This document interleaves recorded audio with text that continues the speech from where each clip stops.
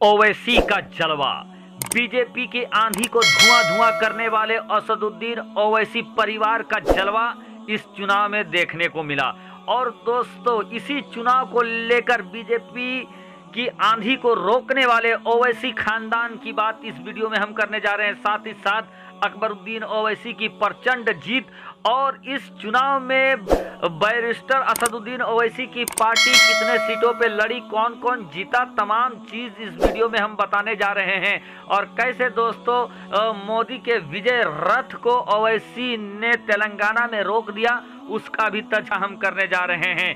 और ऐसे समय में असदुद्दीन ओवैसी की पार्टी ने दोस्तों 90% के स्ट्राइक रेट से जीत हासिल किया है, वो भी हम बताएंगे, जो आपको समझने में आसानी होगा कि बीजेपी भारतीय जनता पार्टी की आंधी के, मोदी जी के मैजिक को और मोदी जी की गारंटी को जिन्होंने भस्म कर दिया है, निस्तनाबूद कर दिया, खत्म कर दिया, वो कोई और नहीं बल्कि ओवैसी परिवार है।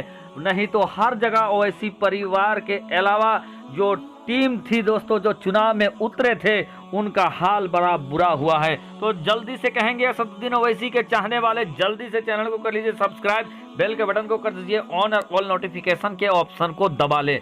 दोस्तों, 2023 का ये अहम मुकाबला, जहां पर छत्तीसगढ़ का चुनाव हुआ, जहां राजस्थान के चुनाव हुआ, जहां मध्य प्रदेश के चुनाव हुए, वहीं तेलंगाना के भी चुनाव हुए। और तेलंगाना में सक्रिय ओवैसी फैमिली ने दोस्तों बड़े जोशो खरोश के साथ सड़कों में घूम घूम कर प्रचार प्रसार किया था।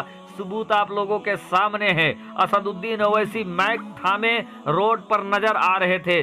और कुल मिलाकर जो तेलंगाना में उन्होंने 9 सीटों से चुनाव लड़े, अपने 9 उम्मीदवार को उतारा था।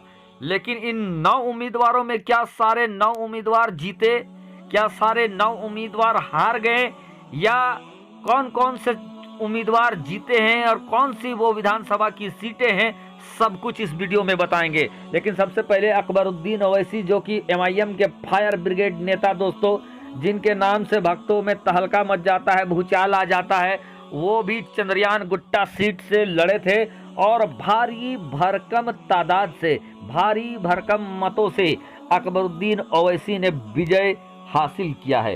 दोस्तों, आपको बता दें कि असदुद्दीन ओवैसी जिनके साथ गठबंधन के साथ चुनाव लड़ी थी, वो था KCR की पार्टी BRS।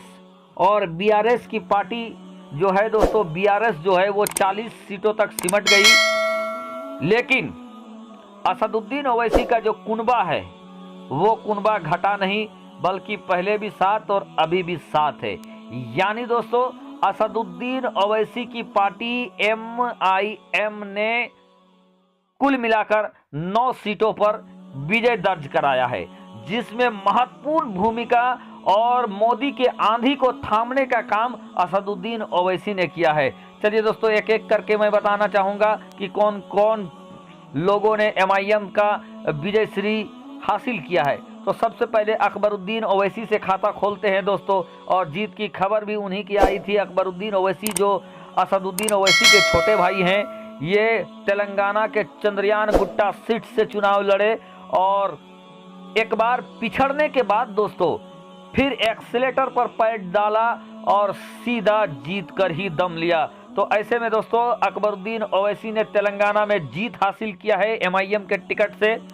दूसरे नंबर पर हम जाते हैं दोस्तों जाफर हुसैन मेराज, और इनका जो विधानसभा सीट है दोस्तों, वो था याकूतपुरा। याकूतपुरा से जाफर हुसैन मेराज चुनाव लड़ रहे थे दोस्तों, और अपने निकटतम प्रतिद्वंदी को पटकनी देते हुए जाफर हुसैन मेराज ने याकूतपुरा सीट पर MIM का झंडा लगा दिया है।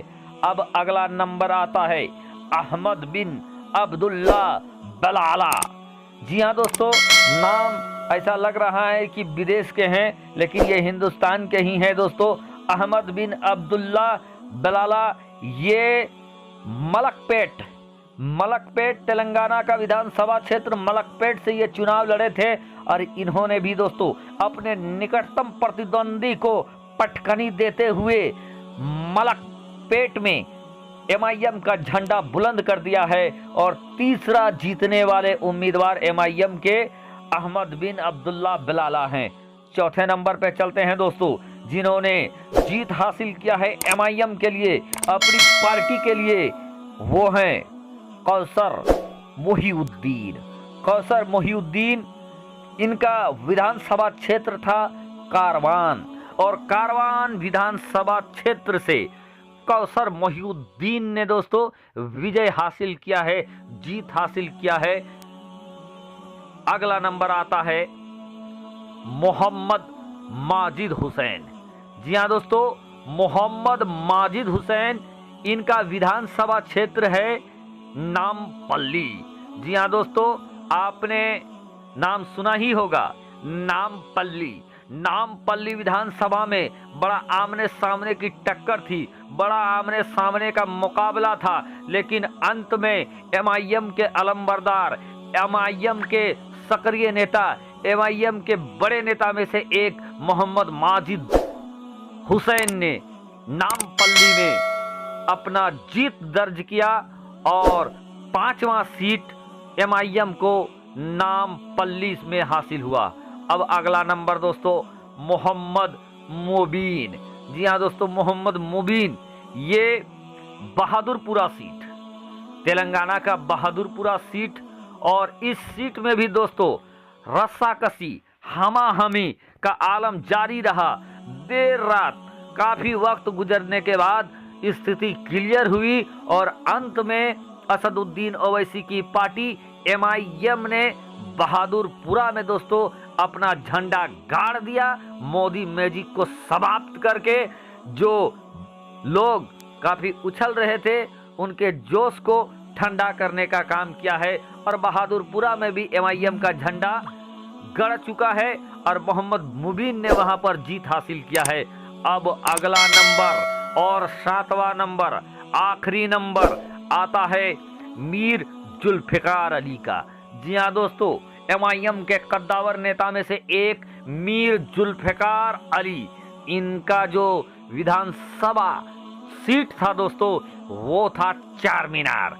कसम हैदराबाद के चार मीनार की, अगर तेलंगाना हैदराबाद की बात करे और चार मीनार का नाम नहीं आवे तो फिर समझिए कि आपने बात ही नहीं किया हैदराबाद की। तो दोस्तों, मीर जुल्फिकार अली जो कि चार मीनार विधानसभा क्षेत्र से चुनाव लड़े और उन्होंने भी दोस्तों विजय हासिल किया, और इस तरीके से एमआईएम पार्टी ने 7 सीटों में विजय हासिल किया और असद